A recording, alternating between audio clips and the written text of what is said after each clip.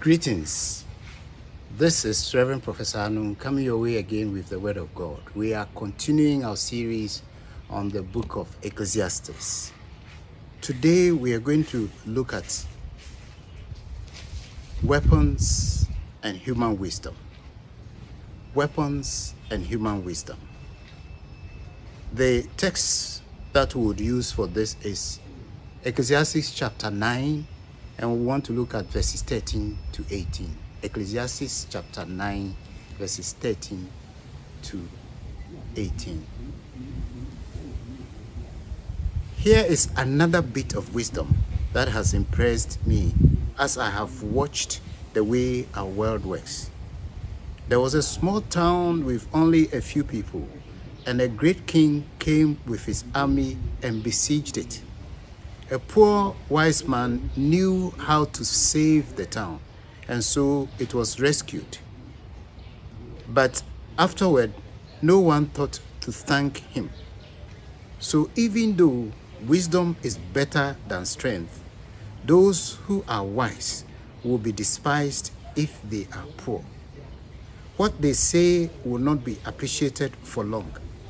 Better to hear the quiet words of a wise person than the shouts of a foolish king.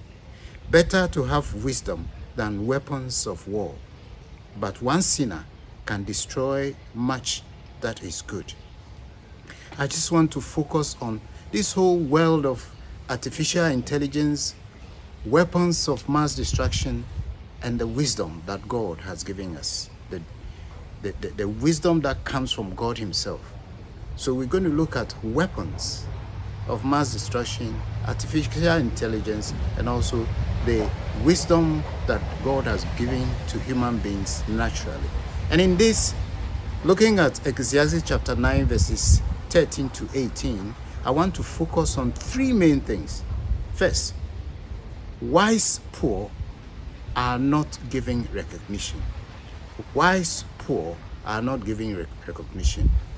Ecclesiastes chapter 9 and verse 15 says, a poor wise man knew how to save the town, and so it was rescued. But afterwards, no one thought to thank him. This shows that there is no recognition for a poor man who labors to do a very good thing because of his experience and wisdom. Another possibility is that the wise man was not even listened to at all.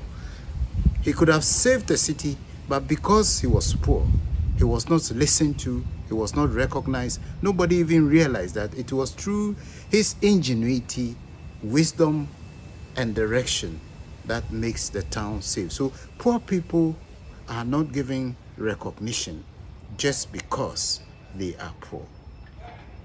2, wise poor are not appreciated.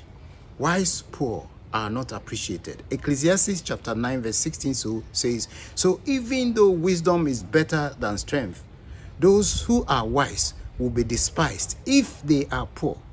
What they say will not be appreciated for long. We live in a culture where the wealthy, the powerful, and those who make the most noise are the ones listened to. This is why Solomon takes exception to that and says in Ecclesiastes 9:17, better to hear the quiet words of a wise person than the shouts of a foolish king. Yes, verbosity and power may triumph against quiet wisdom. If you look at the composition of government boards, panels, and committees, you are very likely to see the same names coming up again and again. Perhaps it is because they really are wise. But I suspect that more often than not, it is because of their political, economic, and social connections. I wonder if sometimes we operate in the same way in the church. Is it who you know and who knows you more than wisdom, spirituality, the beauty of God in the church? Because how come that only wise, only the rich people, only wealthy people are selected most of the time by the church onto church councils and church committees.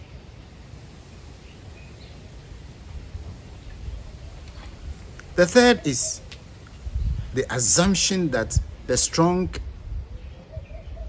and technologically good, or technologically professionally good in managing technological thing means that you are wise. There is an assumption that when you are rich, then you are wise. If you are not rich, you are not wise.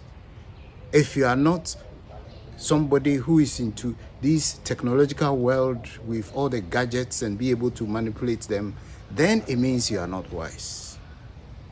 The assumption that the weak and the poor are not wise, but the strong and the wealthy are wise. But Solomon is saying to us in Ecclesiastes chapter 9 verse 18, he says, better to have wisdom than weapons of war. But one sinner can destroy much that is good. The strong are listened to and assumed to be wise. The poor are ignored. When a society or church behaves in this way, it is to the loss of that society, because a lot of wisdom is good for the sustenance of a community. It is not so much wealth around that sustains a community.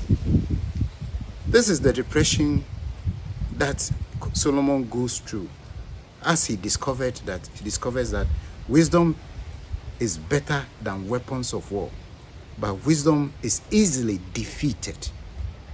Why? Because of sin, immorality, insensitivity, and a lot of people who don't have scruples.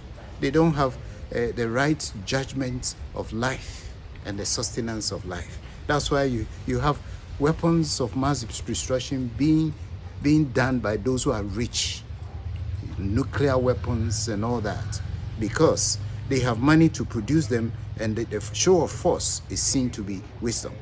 So the show of wisdom by saying, let us joy and have peace, is defeated. What really comes as the stronger power, the stronger voice, is those who say, let's shoot each other, so that if I'm able to defeat you, then I am wiser than you. Why? It's because our world is looking at things with a mindset which is not the mindset of God.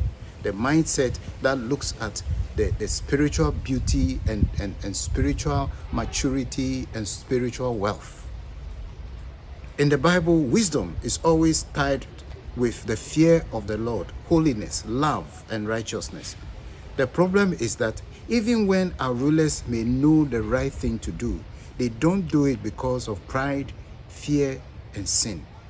May God really help us to realize that He has created us not to live, to kill each other, produce weapons of mass destruction, and see our world from the eyes of the strong and neglect the weak. Indeed, knowing facts is one thing. Knowing what to do with those facts is another. The former is information that can be generated through artificial intelligence. The latter is human wisdom that is possessed naturally by humans. The former is value-free. The latter is value-dependent, and AI can do that. The latter, that is, when we talk about human wisdom, it's only humans who are made in the image of God that can manage that wisdom.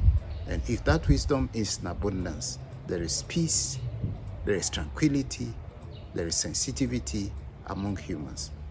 Artificial intelligence is very useful, but it cannot replace human wisdom.